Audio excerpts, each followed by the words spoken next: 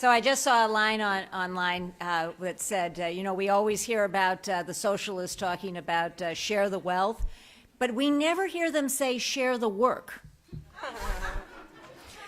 I want to remind everybody that all of our speakers have action plans that we have posted on our website, and that's available because I think they all have got great ideas and are certainly providing a wealth of information and background data on what they've provided.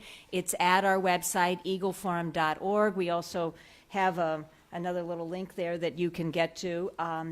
To do that. So the next panel is, I'm happy to say we're going younger. And I personally, I'm not a fan of the word millennial. I don't even know what millennial means. They have to sort of create these names and create an image for it, and then the people who are that generation then pretend they have to be like whatever the image of the millennial is. But we have three women here today who are going to bust out any perception of millennial you might have. So first up is Glyn McKay, and Glyn McKay is a third-generation Eagle. And I point that out to all of you who are first-generation Eagles, that you need to operate and get going on the second and the third generations, because with the history of our organization, it's so important that we bring the third generation on. She is a graduate of Baylor University. I think you'll see at least one of her children running around here, or there may be another one showing up lately. And she worked at the Eagle Forum DC office as legislative director and executive director from 2011 to 16, and she is now with the Club for Growth. So please welcome Glyn McKay. Thank you, Ann. And as Ann said, I was indoctrinated by Phyllis Schlafly from a young age. My grandmother got started on the education issue, and my parents always made sure we were well read. And so I've got my mom and my baby sister, my 2-year-old who doesn't like that I'm here and he's out there, my husband, and my 6-month-old. So it really is a joy to be back with all of you. This is home for me, so thanks for having me. As Ann mentioned, I worked for Phyllis in her Washington office for almost 6 years and learned so much from her and so many of you during my time there.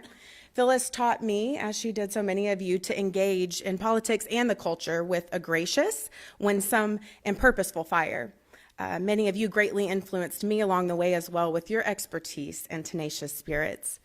My journey to DC didn't come with an ambition to climb the political ladder, like many of my colleagues, or to build a career. I truly believe that God called me here for such a time as this.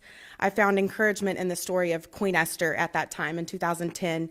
She did what she could with what she had where God placed her, much like Phyllis Schlafly. Perhaps the greatest blessing during my time at Eagle Forum is that I can now look back and see how the passion and God-given fire within me was fostered and grew by the influence of Phyllis and many of you, so thank you. I was coached, I was mentored, and challenged to fight the status quo, to engage the culture, and to stay true to principle. What made Phyllis so unique was not just her strategic mind or her brilliant speeches. It was the people with whom she surrounded herself, and subsequently it is each one of you. Phyllis knew her purpose, and she lived with that purpose in mind, leading others to do the same. And like Esther, we can look back and see that because of the faithfulness of Phyllis and so many of you, an entire generation was saved from destruction. We recently mourned the loss of our dear friend, Debbie Terry in Texas. She was a sweet friend and mentor to me and a longtime member of Eagle Forum, and she spent decades fighting for our values with a gracious and tenacious spirit. She spent time and effort bringing others into the fight and to Eagle Forum, including Eagle Forum board member Kathy Adams. And she was always ready to encourage, coach, and inspire. Her involvement has and will continue to pay dividends for generations to come. But look around the room. You see a lot of hope, but you also see that we stand at a crossroads. There are very few of us here under the age of 40. Yet we stand on this stage before you as a panel of millennials with different lives and backgrounds and priorities. We're navigating different seasons of life, and even so we share the same principles, ambition, and drive as each one of you. I assure you there are many of others like us waiting to be brought into the fold.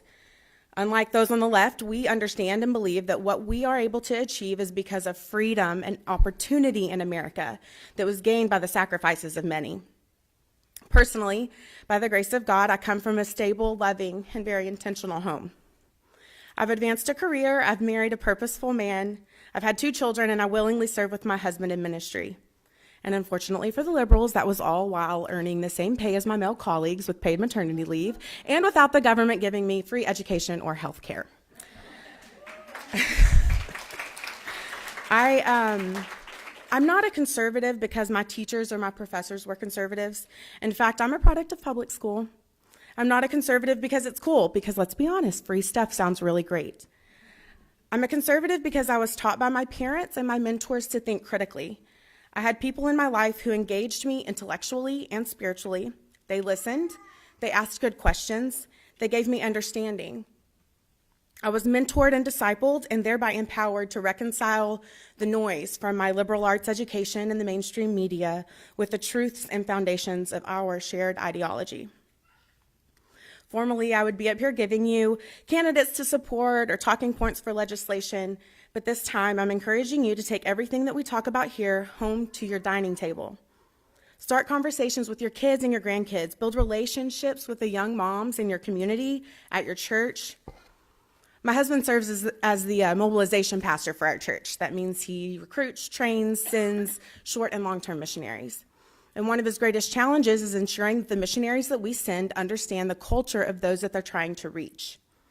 Some of you may know John Piper. He said, "No one has ever come to Christ through an argument." It's true, especially with this generation who has already decided that they're right about everything. I think I speak for the 3 of us when I say that what has solidified our ideology is not just the facts, but because we've experienced their truths. Fighting back on Facebook won't change minds, but effective discourse has the power to influence change. One of my favorite verses is found in Revelation 12:11, where it says, "They conquered by the blood of the Lamb and the word of their testimony." I want to be careful not to relegate the living word to our present political situation, but there is a parallel truth here. We conquer deceit by sharing our story, the truths of who we are and why. But first we have to understand what our opposition believes and how they think. Our generation was introduced to technology at our most impressionable age. There was no research to warn of the effects, so we dove in deep. But the truth is that with the advancement of technology, we've become isolated, we're lonely, and misunderstood. Surveys show that loneliness in this generation is pervasive, and y'all, we should engage in the face of that vulnerability. But engagement requires intentionality, and the first step of intentionality is understanding. So that's what we want to help provide you today. The reality is that women currently have the ability to engage and multitask in a whole new way. I can remember talking to Phyllis about how the invention of the washing machine and the dishwasher radically changed the lives of women, and I wonder what she would say today about Amazon Prime and free grocery delivery. I recently subscribed to an app. It allows me to pick my family's meals from an array of menus. The app then compiles the grocery list, allows me to mark off what I have in my pantry, and immediately sends the list to my grocery store of choice that has the ability to deliver those groceries in less than 2 hours. It's called Emails, and it's $4.99 a month. It's really great, $4.99 a month. So my reality is that I can sit and watch my kids play while also participating in my staff meetings. I can have supper on the table when my husband gets home with little stress and having worked a full day. I can travel for work and be home for bath time. And from my home office, I can sit in on the interviews of potential members of Congress while my child sleeps outside of the camera's view. I can keep up with our inter-office communication while folding laundry and watching my 6-month-old do his tummy time. My company is family friendly, and in fact, at my last review, the first thing my boss asked me was, "Is this still working for your family?"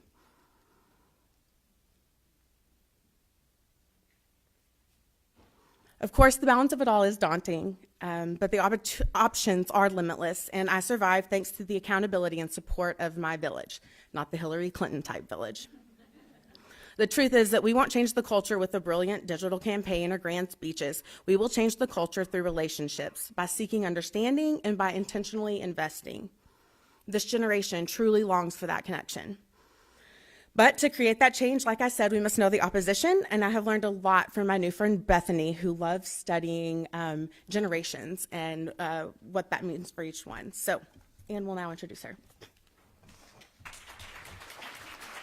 Thank you, Glenn. I think it was both Phyllis Schlafly and I think also Camille Paglia who pointed out that capitalism has done more to expand women's opportunities than any federal program could ever do. Yesterday I was in a shared car, and the guy I was sitting next to said, well, what are you doing? And I explained what I was doing, and he said, well, in this part, it's so hyper partisan. How do you engage? How do you talk to people? And I said, well, I think anybody, you can find something that you agree on, and you start with a point of agreement, and then you go out from there. And to lose the ability to converse with people means that we all are in our cells and we're not talking to anybody. And it's I do think, Glenn, the important thing is engaging. And yes, there are those of us who do it in your face, but there are also those of us who do it by being kind. And they both work, and they can both be effective. So next up is Bethany Jarrell from Texas. I guess we kind of have a Texas thing going on here. Bethany got her bachelor's in communication from Thomas Edison State University, and she is shortly to get a master's in strategic communication. She works for her family business called Jarrell Signature, which is a general contracting company. And she has grown up in Texas Eagle Forum. She was an intern and then is the former legislative director for Texas Eagle Forum. Please welcome Bethany Jarrell.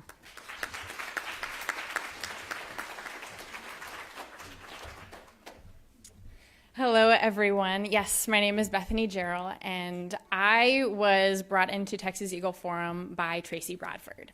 And touching on what Glyn was talking about relationship, I grew up in a very strong Christian home. I am who I am because of my parents. My mom is sitting in the audience today. They're very supportive of me, and they're very supportive of me and my siblings learning how to think critically. But Tracy Bradford has been a friend of my mom's for a very, very long time. She was the president of Texas Eagle Forum. And when I was really young, she would come and ask questions. She would ask me questions about policy. She would ask me questions about issues. I can remember I was 12 years old and we were having conversations about human trafficking. And they're big topics, and I was really young, but she and my parents both understood that it was important that I knew what I believed about these issues and the role that I could play in making a difference. So fast forward to a couple of years ago, I approached Tracy about an internship opportunity and said, I will be your person. I will follow you around. We'll hit the Texas legislature and they won't know what hit them. Like we're coming after them. And I was just pumped and excited. And she brought me into conversations and meetings, and I got to see firsthand what it takes to engage our legislators and talk with them about the issues that are really important to the people they're supposed to be representing. So without that relationship and without that connection, I wouldn't be standing in front of you today. So I am very thankful for this opportunity, and I'm excited to share a little bit about my generation. I was joking with Kathy and Marilyn earlier that how do we really understand this generation? I'm one of them, and I still get confused sometimes because we are so complex and so diverse. So there are 83 million millennials in the United States, and we're not who you think we are. We are anywhere from 23 to 42 years old. How that's possible is a lot of different researchers have come together to decide how to set the parameters for the term millennial. And it's anyone born between 1977 and 1995-96. And it's all because every generation has been marked by some significant trauma or tragedy. There were the World Wars, Vietnam, Korea, the Cold War. My generation, it was 9/11. So anyone post 1995, 1996 doesn't remember the significance, or they're not able to process the implications of 9/11 the same way those born between 1977 and 1995-96 are able to. So most studies mark that as the cutoff for the next generation, which is Gen Z or the iGen. They are their own animal and a whole different topic of conversation, and they're all my siblings, and I love that generation to death. So if you're here and a part of Gen Z, we'll talk later. But we are incredibly diverse in various stages of life. Glyn is a working mom, and Kirsten is as well. And it's just one of the, I have a full-time, I have 3 jobs, actually. I am a full-time student. I love my family, but I am single. I don't have any kids. And so what I'm here to talk about is kind of those shared values. What are the common threads in this generation? And how do you connect with us on those topics? So who are we? I am sure that all of you are aware of the Wall Street Journal that came out, article that came out that talked about how the millennials have no values, that we have seen a decrease in loyalty to institutions such as religion and patriotism. And for what the media sells as patriotism, I am not surprised to see that fall in my generation, because their version of it is very skewed. Their version of patriotism is a gimme society, not a work for it society. In the 1970s, people were exposed to as many as 500 ads per day. The 1970s, 500 ads per day. My generation is the most marketed generation in the history of the United States, and we're exposed to as many or more than 5,000 advertisements per day. We are inundated with images and information because it's all at our fingertips. I'm speaking from an iPad right now. Technology is built into the fabric of my generation. We are digital natives. We are very aware of the strengths and the dangers of technology, but we embrace it willingly. So as far as understanding the generation, there is a study that was conducted by the Center for Generational Kinetics, and they broke millennials into 2 different generational groups. And this is important because not every millennial identifies as a millennial or a stereotypical millennial, and that's with good reason. It's because there is a section of the millennial generation that is not like the other. There is a cutoff between the two. It's various by age, and they can't pinpoint it exactly, but there is a grouping of the millennials that are high-functioning participatory members of society.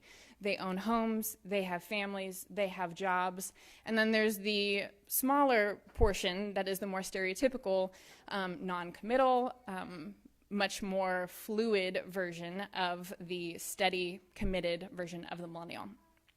I tend to identify with the first. I am a contributing member to society, as I would hope many of my peers in this room are. But we are visual learners. We place a high value on presentation. This is including but not limited to our social media presence, the way we present ourselves physically. We like networking events and social positioning. We have a high value for connectedness and communication.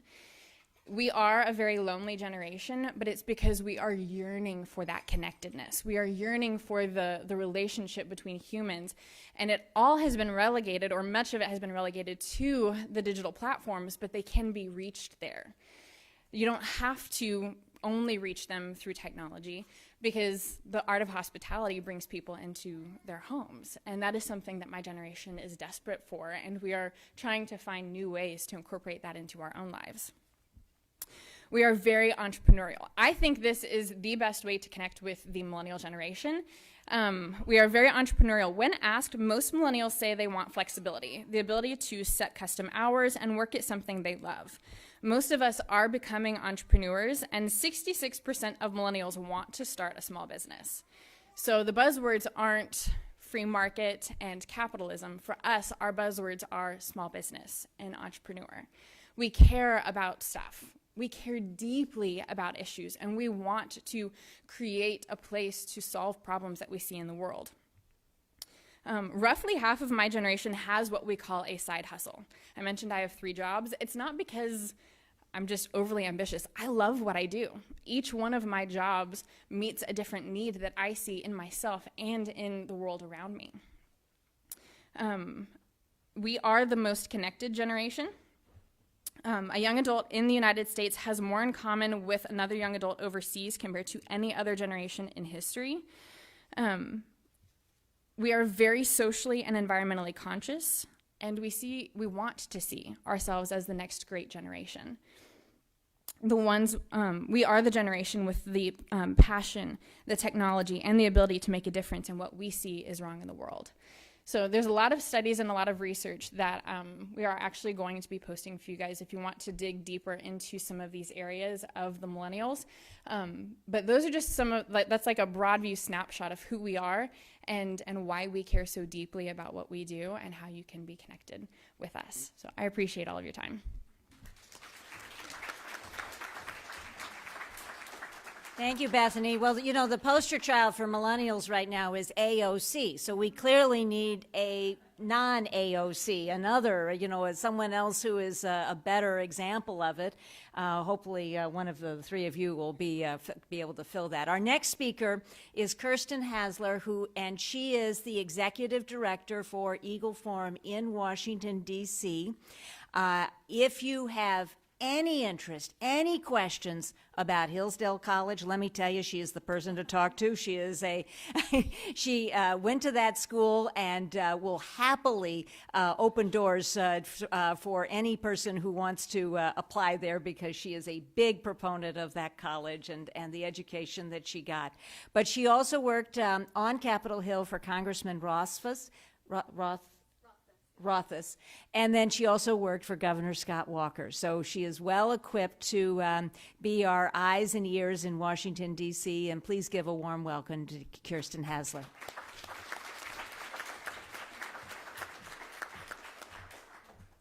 Well, it's so great to be here, and I've just so much enjoyed getting to be a part of Eagle Forum and meet all of you guys.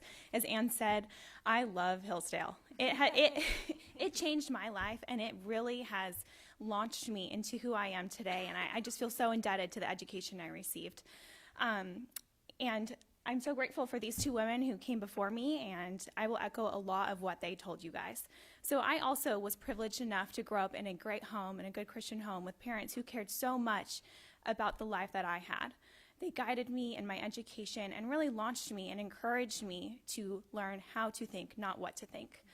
So then I went to Hillsdale, and I really was given the charge once I graduated to take what I had learned and give it to the world. There, a liberal arts education is all about forming the person. It's not just, you know, you're here to get your degree, we're going to ship you off, you're good to go. It's a lifelong commitment. So they've been investing in me since I graduated. My husband works at the Kirby Center out here in D.C., and we attend a lot of lectures, and they're just great proponents. They encourage me in my role here and are always available for resources that I need. Let's see, where am I? So that is one of the reasons why I love working in politics, is because I really wanted a tangible impact on the world that I live in, especially not only for me and for my peers, but also for my children. I have a little son, and he really has, I don't know, motivated me to continue to working in politics. Once I had him, I wasn't sure I wanted to, but then I had him, and I knew I needed to. So as you are probably aware, like Bethany said, millennials are all over the place in terms of their beliefs.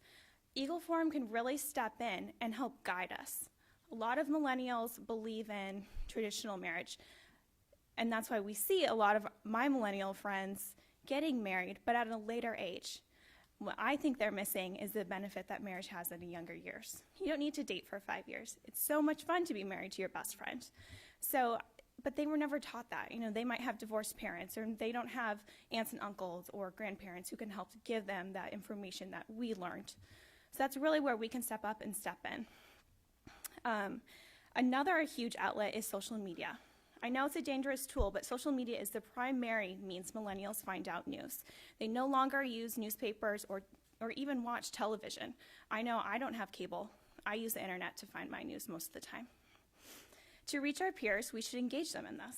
Consider having a Twitter account and enter the dialogue by making analytical points in the news and on topics that you see trending on Twitter. We can help you with that. If you don't know what trending means, it's easy. To be honest, I am terrible at Twitter. I find it annoying and just time-consuming, and I don't know. I just don't know what to say. But the thing is, you don't have to know what to say. It's all about conversation starters. My husband is a great example of this. He's currently in seminary at Covenant Theological Seminary, so he does it online.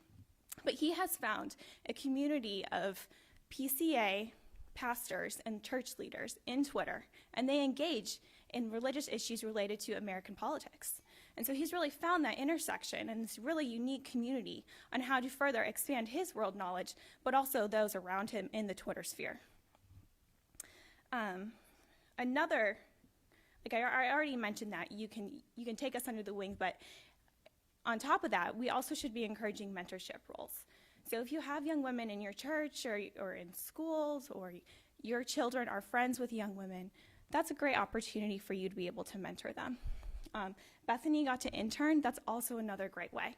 I know in college, I would have loved to intern for Eagle Forum, but I had no idea I could do that. And I think that internships can look a lot of different ways, helping with legislative, helping set up meetings, helping with research. They don't necessarily have to be in the state with you even. They can be off at school and helping you do research. There's a lot of great opportunities in that. Another great thing to do is to partner with organizations. There's a lot of organizations that are political organizations that are targeted at our age group. So for example, Young Americans for Liberty, Americans Future Foundation, they all are geared towards helping, quote, young professionals, which is the term that a lot of these organizations use for the 22, 21-year-olds who have just graduated from college to about 25, before they've really reached the post-entry level job market. So that's a great target audience as well.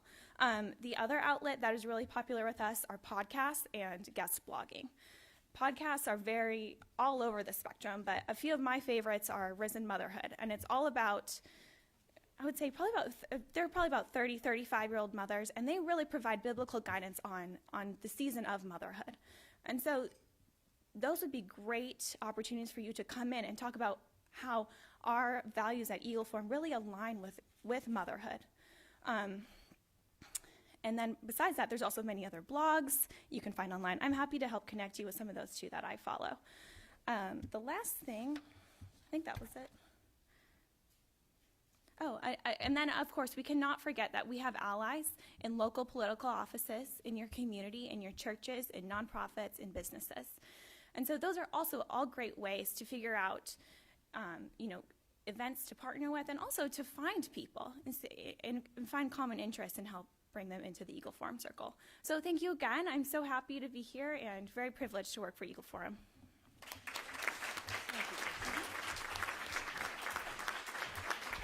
So let's open it up to some questions to this. Now, I'm going to ask that everyone go to the microphone because it makes it easier to hear. Go to the microphone. You can make up a little line there at the so that we can get it all and that nobody's confused. Okay, Becky, go for it. This is for Kirsten. First of all, I want to thank you for the awesome talking points you put together for us yesterday. Whoever helped you with that, if you did it all by yourself, they were great. So thank you very much. You're welcome. You need praise for that. The other thing, you had said Risen Motherhood. Is that risenmotherhood.com or .org? Is it a website? I go on Instagram. Oh, okay. And I actually we did not plan this, but I have the book in my purse, so Awesome. it's a really great resource. I'd like to get a picture of that before, but that's great. That's all. Thank you. Yes, Janet. So I have a couple, if you don't mind, just a couple of questions. One is about all the technology that you used. It's got a lot of positive benefits. Is your generation learning about the negatives as well of that? And my other question is, there one or two things that you wish your generation had that older generations did have? I think, who wants to take that? Because there's no question that the social isolation, I think, is so hard with the technology. So we do have resources. I'll talk about the technology portion. We do have resources such as apps that will limit the amount of time you can spend on your phone. Most parents will do that for younger children. Or husbands. For my family, we use something called Circle, and it's something that's hooked up to the house Wi-Fi, and it regulates the kind of content that enters the house as far as age appropriateness, and there are terms you can set per person per user. So I have different accessibility versus my 7-year-old sister. I'm one of 6, by the way. So we do have resources like that. As far as people my age self-imposing restrictions, I think it was really helpful when Apple came out with the update that said how much time you spent on all of their products. Because, oh my gosh, when you saw you were spending 4 hours per day on certain applications, it was like a gut check going, how much time do I really need to be doing this? And the reality is, studies are starting to show that the more time people spend on social media, the less satisfied they are. We have higher rates of depression, and as that plays out, I think you'll see a course correction in my generation. Most of us grew up without technology. We all came of age with technology. So we do have a background without it, and we will probably return to that. It's Gen Z that will probably have to learn how to discipline themselves as far as the use of technology. So there's a rule in my household, no screen in the bedroom. Absolutely. that's good. That's a great one. And I think a lot of it we're learning by default. You know, Amazon is full of blue blocker glasses. My neck is curved. I go see the chiropractor, you know, from looking down, that kind of stuff. My pediatrician immediately said, no screen time for your child until they're 1. It's so addictive. So that stuff is... One? That's kind of young. Mine said like 3.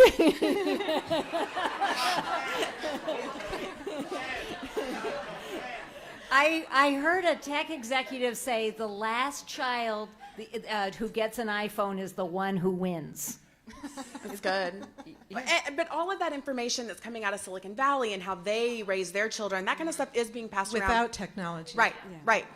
I think people are beginning to understand that. So. Anyway, and just for your information, there's other dangers that that the social media has that you may or may not know about. But my husband was in the FBI, and he says nobody should be on Facebook. But Thank you, Janet. They're all watching us. Hi, Hello, Francis. hi. Gosh, I just love you guys so much. Thank you for being here. As you Well, probably Francis, know, in a couple of years, your peeps are going to be up here, that's right? the best thing ever, isn't it? I'm so excited about that. Yes. Okay, so obviously I'm the student Eagle chairman for Eagle Forum, and I've got several students here today from Tennessee. We've picked up a couple others from Utah and another one from Missouri that are here. And so I would like for each one of you to share one little tidbit of advice that if you could go back in time and tell your teenage, early adult self this piece of advice that would help you, what would that be? Do you want to start? Okay. Start down there. Do you have something? Yeah, I can. I mean, I guess for me, it was really just believe in yourself. I mean, people always told me that you couldn't work on Capitol Hill unless you had an internship. I never had an internship. It was my background and my drive and my initiative that got me to where I am today. So believe in yourself and trust that you have the foundation that you need to go forward. Kirsten, I think you mentioned something in your talk about making a space for early marriage. That is something that most millennials try to avoid marriage as opposed to going for marriage. Yeah, I mean, I think as much as it was great to have DINK status, which I don't know if you know what that stands for, double income, no kids. You know, it's just so much fun. Like you said, you really are missing a lot of the benefit and joys of what a true marriage union is when you are waiting until your late 30s or your early 30s. And I know that some of us can't help it. You know, sometimes you don't meet the one that we're supposed to be with for the rest of our lives till we're 30. But I mean, I have friends who have been dating for 9 years. I'm like, I mean, obviously. If you don't know now, when are you going to know? Exactly. Yeah. Exactly. Yeah. Yep. So I grew up being very interested in politics, but I eventually reached the point where I had a love-hate relationship with it, especially in today's climate where it is unpopular to be young and conservative. It is not a friendly place out there to have conservative views and speak up anywhere. Social media, this is a safe place, I'm excited to share here, but most people our age can be unkind on social media. So for me, I would commend myself or tell myself, stick with it. You know, the friendships will come and go, but you can be friends with people who disagree with you. It is possible, and it's necessary that we be friends with people who disagree with us, because then we learn that it's not about our politics. Our politics shouldn't be our identity. I'm not who I am because I am a conservative. I am who I am because of my relationship with Jesus, but also because of my family and my friendships. And I can contribute. I have a business background. I am passionate about business. So I believe that politics impacts all of those things, but it's okay to have a wide interest in business and politics. So stick with it, and don't be afraid to speak up, even if you have haters. Well, I've had so much time, you'd think I'd have something really profound, but I'm sitting here thinking of all these things, and I'm thinking, they know that. No, they don't, Glenn. Okay, They well, don't know it. That's the point. Some of you may know, I lost my dad a couple weeks ago, very unexpectedly, and over the last couple of weeks, all I can think of is, like, why didn't I talk to him more? Why didn't I just gather more of his perspective and information? He was so encouraging to me with what I'm doing in my life. But seek the counsel of the older generations. That is invaluable, and that is something that's going to be lost. Write the stories down. Record as much as you can, because you think, I can remember being 13 thinking, I'm never going to get to college. I mean, I have all of this time, but you don't. Life is really short. So engage, not just with your peers, but outside of that. So. I stepped away because I wanted to take notes and write down what you all said. And I hope you listened to that. I hope you heard every word. That was smart. Okay, Gail. You notice when Francis came up, I moved. But I know better not to. I've all these years I've been coming here, and we've had other workshops and classes and things, and some of the things that you've been talking to here about technology. And I listened to that, and I thought that was the greatest thing ever. And I went home and I waited till I came back the next year and had heard it all over again, because it's overwhelming. It's overwhelming, and you're old like I am. I mean, why do I have to deal with this? I've dealt with so many other things, and now I'm old, and you want me to get a young brain, and it just didn't work. But then I found somebody. Well, he's just been around. And he understands everything you said, and he starts telling me we have to do this, and we have to do this, and I said, no, I don't. Oh, it's just way too much. The people I hang out with don't even understand what you're talking about. But guess what? He's doing it. He's back there right now doing some filming. It's David. And we argue all the time. I argue with him like he's one of my children. My children even tell me David's one of my children because of that. And what it's done, I'm still me. I still don't understand most of this stuff. I just can't do it. I'm sorry, Glenn, you know that. But he can. And we kind of keep each other intact. He gets carried away, and I don't know what he's doing, and I'm saying, David, you got to understand. I don't know what you're talking about, so neither does anybody else that's not your age. So I pull him in so that he doesn't leave the rest of us out, because he would leave us out. We'd be gone, and he's off doing his thing. But he has reached out. And what he's doing for us on Facebook and all this other stuff that I can't even pronounce has brought us all these new people. We add money to it, and he gets it going. I don't even know what he calls it anymore. But he gets all these people there. And suddenly we have this amazing thing happening. All these new people. I just read yesterday. He went with us yesterday when we were out there, all 9 of us going into these offices all day long. And he's filming. And he's doing this and he's doing that. Guess what? Last night he's putting this stuff out on Facebook. Pictures of us right there at the time. He's putting that stuff on Facebook as we're walking out the door. And people are commenting. And there was this comment from somebody I'd never heard before. And by the way, the only reason I know, I'm still on Facebook, but the reason I know these things is I get a notice. And if something, and I didn't know I could even do this. But I get this notice and I click on it and I can see what people are saying. And this person said, you guys are great and you're working so hard, and I want you all to know I love you and I love Eagle Forum. And I thought, what? Who is this person? So David went out and found us all these new people. Very good. So well, good. I hold him back and he holds me back, and then we both do our thing. It works. Bravo. Thanks, Gail. Victoria? Can I just mention one thing on that? So I think that's a great example of you could pull in an intern to do all of your social media and communication for you. They know how to do it, and they'd be more than happy to do it. And if you don't know people, we can connect you. So, Even better.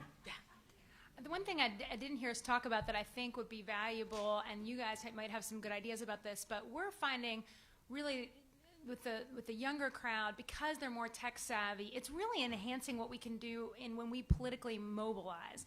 So, for example, tomorrow I'll be doing neighborhoods, get out the vote, and I'll be bringing 5 of my daughter's friends. Right, they're 13-year-olds. Most of them have phones. Mine does not, but most of them have phones. They understand. We're going to literally download a walk book that's already been pre-set up. They'll have the map with the GPS. They'll have the script. They'll have everything is in one package, and because they're younger, it's just real easy.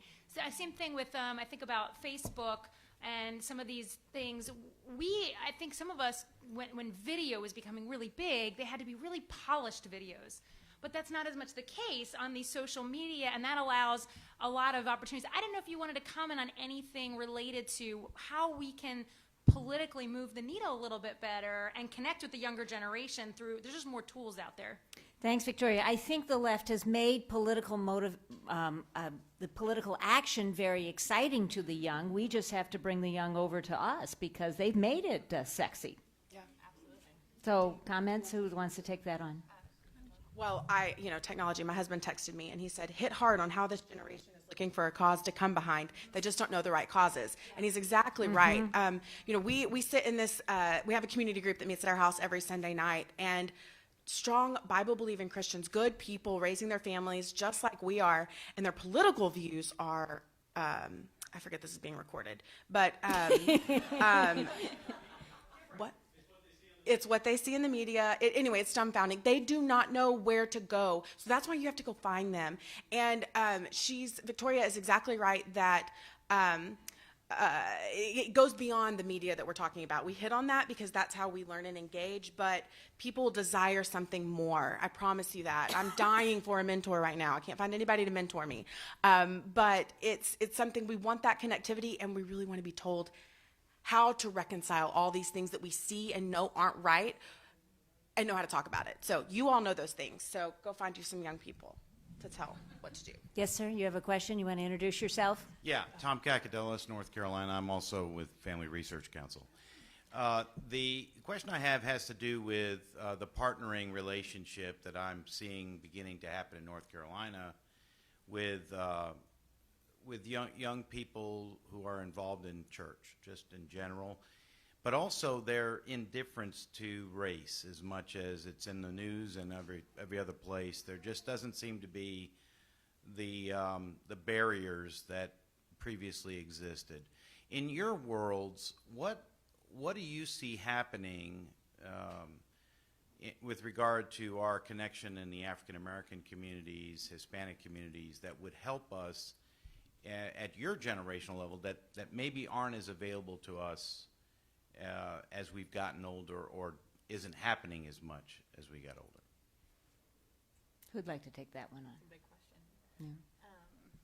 Go ahead. Yeah, so it has to be a conversation. In my generation, thank you. The most profound form of marketing is, or sales, is referral or word of mouth. And it's because people listen to and trust the references and the experiences of their friends and family. So people are more likely to buy something when it's been recommended to them. So taking that marketing principle to subjects such as race relations and immigration and abortion and all of these other topics, they are presented by the media. My generation cares about race relations, but we also didn't grow up with segregation the way generations before us did. So our conversations are much more open and fluid. So I'm able to have a conversation with my friend about how she gets asked where she's from. And initially she'll be like, well, why do I get asked? Why don't you get asked?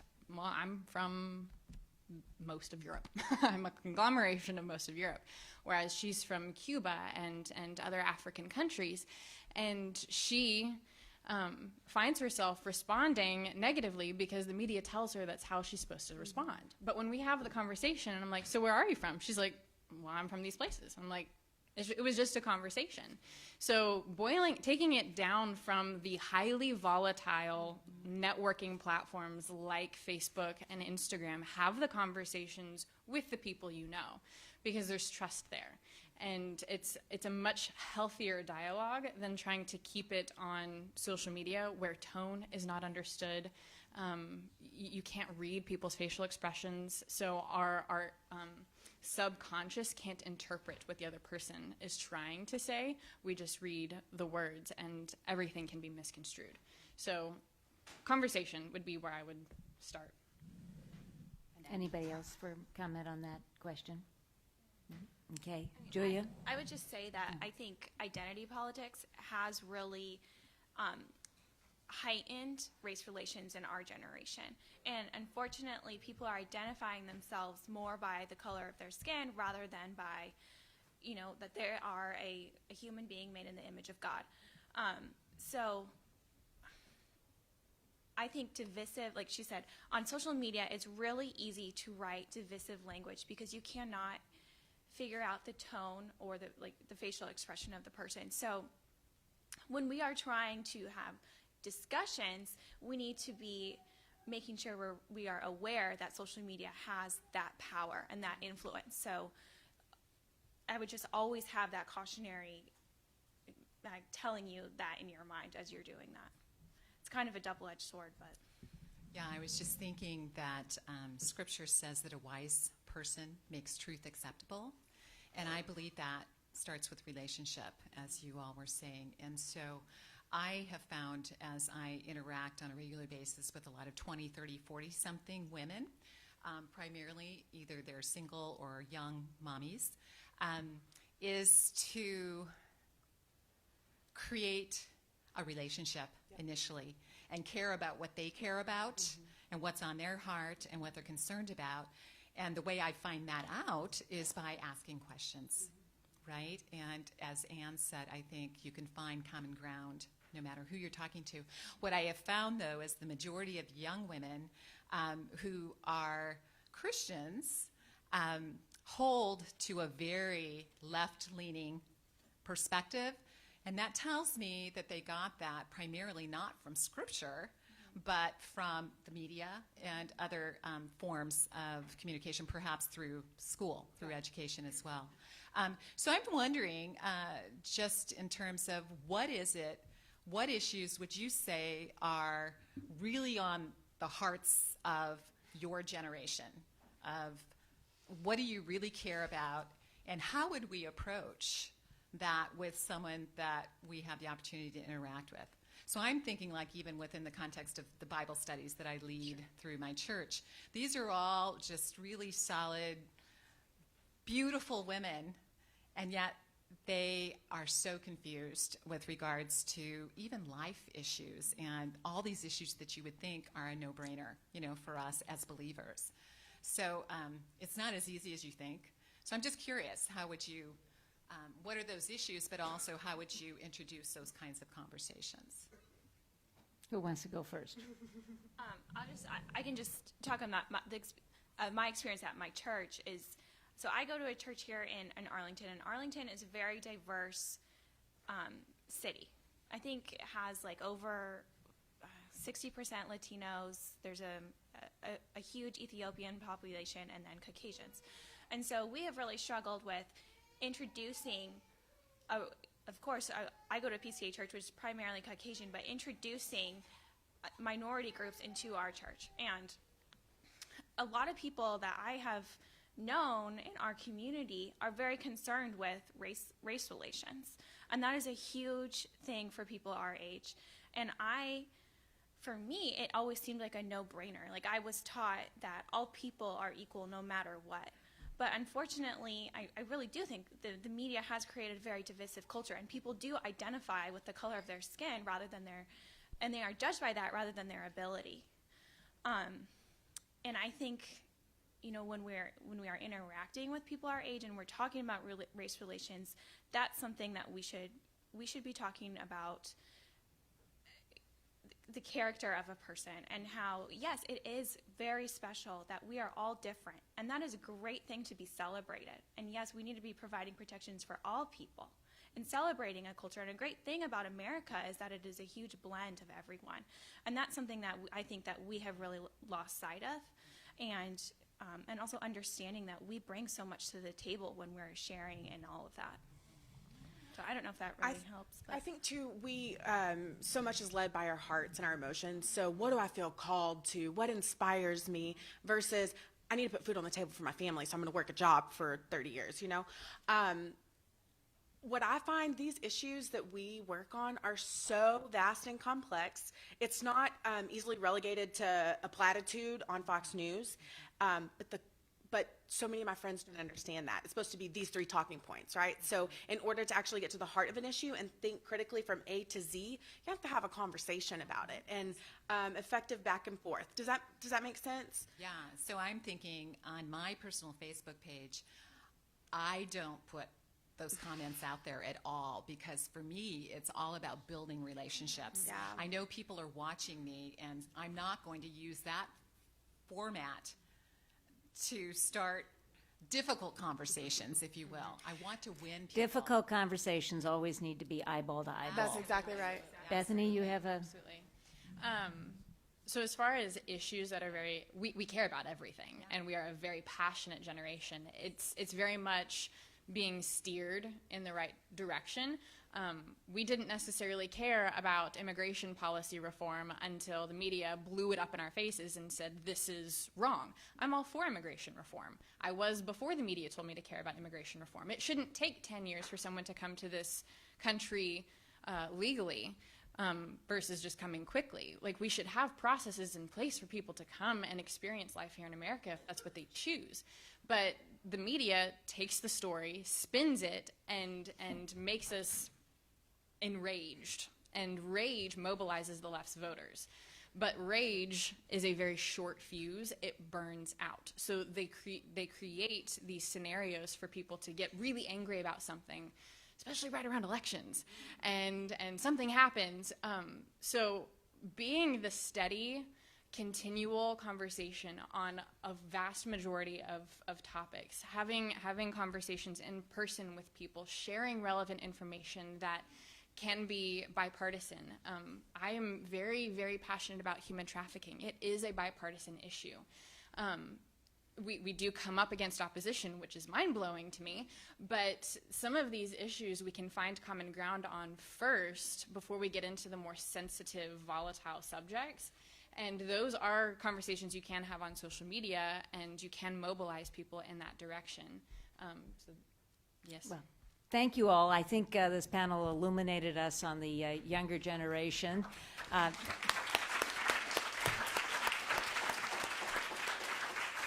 They need mentors, and we need them to do our social media work. So there's a synchronicity there that we need. I want to encourage you all. We have an incredible book table out there. We're going to have a lunch speaker, Heather McDonald, who is just so good on issues, and she's got a new book out. She's going to be signing the book. If you'd like to get her book, get it now so that you're ready, so that she can sign it. But we have some other great books out there that are for sale, some of our other speakers and some other things. So I want to encourage you to peruse our book table and read all about what they're having. I know it sounds, after this panel, I'm actually encouraging you to do the printed word. Not just online. There's value to that. So we're going to take a little break here, and then we'll come back in for and lunch is in this room. So we'll come back in here for lunch at I think it's promptly 12:15. Is that right? 12:15. So you have a little bit of time and get some books. Yes, Cal.